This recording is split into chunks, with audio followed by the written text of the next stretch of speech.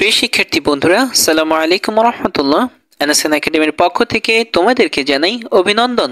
এখন আমরা আলোচনা করব তোমাদের বাংলা বইয়ের 50 পৃষ্ঠা নিয়ে। তো চলো বন্ধুরা, আমরা দেখি তোমাদের বাংলা বইয়ের 50 পৃষ্ঠার মধ্যে কি বিষয় আলোচনা করা হয়েছে। তো এখানে আমরা দেখতে পাচ্ছি যে এখানে ড্যাশ থেকে শুরু করা হয়েছে, আর এর আগের পৃষ্ঠায় আমরা 6 নম্বর পর্যন্ত হাইফেন পর্যন্ত দেখেছি। তো চলো বন্ধুরা, ড্যাশ কি জিনিস আমরা একটু পড়ি। তো ড্যাশ হচ্ছে যে এক বাক্যের ব্যাখ্যা পরের বাক্যে করা হলে দুই বাক্যের মাঝখানে ড্যাশ বসে। তার মানে যেমন, তিনি ভালো রাজা যিনি প্রজাদের কথা সব সময় ভাবেন। এই যে তিনি ভালো রাজা, কেন ভালো সেটা হচ্ছে যে তিনি প্রজাদের কথা সবসময় ভাবেন, এই জন্য ভালো। তার মানে হচ্ছে যে এই যে পরের বাক্যটি হচ্ছে যে আগের বাক্যটিকে ব্যাখ্যা করেছে, এই জন্য এটার মাঝখানে কি বসছে? ড্যাশ বসছে। তো এখানে এটাই বলা হয়েছে যে এক বাক্যে ব্যাখ্যা পরের বাক্যে করা হলে সেটার মাঝখানে কি বসে? ড্যাশ বসে। আশা করি বুঝতে পারছো। এরপর 8 নম্বরে দিয়েছে হচ্ছে যে কোলন। তো কোলনের কাজ কি? কোলনের কাজ হচ্ছে যে উদাহরণ উপস্থাপনের সময়ে কোলন বসে। যেমন তোমরা প্রত্যেকবারই যেমনের পরে একটা একটা কোলন দেখেছো, কারণ এখানে উদাহরণ দেওয়া হচ্ছে, এই জন্য উদাহরণ উপস্থাপনের ক্ষেত্রে কোলন বসে। এরপরও তোমরা এখানে দেখতে পাচ্ছ যে যেমন আমরা দিয়ে থাকি যে এই যে এখানে দিয়েছে যোগাযোগের দুটি রূপ। একটি রূপ হচ্ছে যে ভাষিক যোগাযোগ, আরেকটি রূপ হচ্ছে যে অভাষিক যোগাযোগ। এই যে দুইটি উদাহরণ দেওয়ার ক্ষেত্রে এখানে কি বসছে?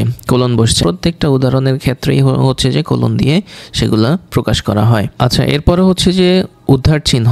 তো উদ্ধার চিহ্নটা কি? কারো কথা সরাসরি দেখাতে উদ্ধার চিহ্ন বসে। মানে যেমন হচ্ছে যে শিক্ষক বললেন একটু থামছি, সেজন্য হচ্ছে এখানে কমা দিয়েছি। এরপরে হচ্ছে শিক্ষকের কথাটিকে, শিক্ষক যা বলেছে সেম কথাটিকে এখানে একদম কপি করে এখানে উপস্থাপন করা হয়েছে, সেজন্য হচ্ছে উদ্ধার চিহ্ন ব্যবহার করা হয়েছে। তার মানে কারো কথাকে মানে সেম কথাটাকে উপস্থাপন করার ক্ষেত্রে এভাবে উদ্ধার চিহ্ন, উদ্ধৃতি চিহ্ন দ্বারা সেটা প্রকাশ করতে হয়। যেমন এখানে বলা হয়েছে তোমরা বড় হয়ে সিরাজউদ্দৌলা সম্পর্কে অনেক কিছু জানতে পারবে। এই কথাটি কে বলেছে? শিক্ষক বলেছে। শিক্ষকের সেম কথাটিকে এখানে উপস্থাপন করার ক্ষেত্রে উদ্ধার চিহ্ন দেওয়া হয়েছে। আচ্ছা, এরপরে হচ্ছে যে এখানে বলা হয়েছে কোথায় কোন জ্যোতির্চিহ্ন বসে। কোথায় কোন জ্যোতির্চিহ্ন বসে, এই যে এখানে হচ্ছে যে এতক্ষণ যে আমরা আলোচনা করছি জ্যোতির্চিহ্ন নিয়ে, এই জ্যোতির্চিহ্নগুলো হচ্ছে যে এখন তোমাদের একটা শর্ট এক্সাম নিয়ে নেবে, যে এখানে তারা জ্যোতির্চিহ্নের বিস্তারিত দেওয়া হয়েছে, আর এখানে তোমাকে লিখতে হবে এটা কোন জ্যোতির্চিহ্নর বিবরণ। তো হচ্ছে যে ডিয়ার স্টুডেন্টস, এটি হচ্ছে যে আমরা আমাদের আনসার সেকশনে খুবই সুন্দরভাবে তোমাদের জন্য সাজিয়ে রেখেছি। এখন তোমাদেরকে নিয়ে যাবো সেখানে। আর সেখানে যাওয়ার আগে বলে নিচ্ছি, যদি আমাদের ক্লাসগুলো তোমাদের ভালো লাগে প্লিজ অবশ্যই আমাদের ভিডিওতে একটি লাইক দিবে এবং হচ্ছে যে আমাদের চ্যানেলে সাবস্ক্রাইব করে আমাদের সঙ্গে থাকবে। আর তোমরা যারা অলরেডি সাবস্ক্রাইব করেছো তাদের সবাইকে অসংখ্য অসংখ্য ধন্যবাদ। এই হচ্ছে ষষ্ঠ শ্রেণী বাংলা বই 50 পৃষ্ঠার সমাধান। তো এখানে বলা হয়েছে যে কোথায় কোন জ্যোতির্চিহ্ন বসে। তো প্রথমটি বলা হয়েছে উদাহরণ দেওয়ার সময়। তো আমরা জানি যে উদাহরণ দেওয়ার সময় আমরা একটু আগে পড়েছি কোলন ব্যবহার করা হয়। উদাহরণ দেওয়ার সময় কোলন ব্যবহার করা হয়। এরপর হচ্ছে যে দ্বিতীয় যে বিবরণটি দেওয়া হয়েছে, এক বাক্যের ব্যাখ্যা পরের বাক্যে করা হলে দুই বাক্যের মাঝে কি বসে। তো আমরা জানি যে ড্যাশ ব্যবহৃত হয় হচ্ছে যে এক বাক্যের ব্যাখ্যা পরের বাক্যে করার জন্য আসলে ড্যাশ ব্যবহৃত হয়। এরপর হচ্ছে যে কারো কথা সরাসরি বোঝাতে।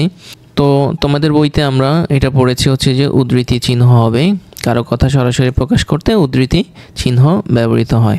আচ্ছা, এরপর হচ্ছে যে কোনো বাক্যে যখন কিছু জিজ্ঞাসা করা হয় তখন অবশ্যই তোমরা সবাই জানো যে প্রশ্নবোধক চিহ্ন ব্যবহৃত হয়।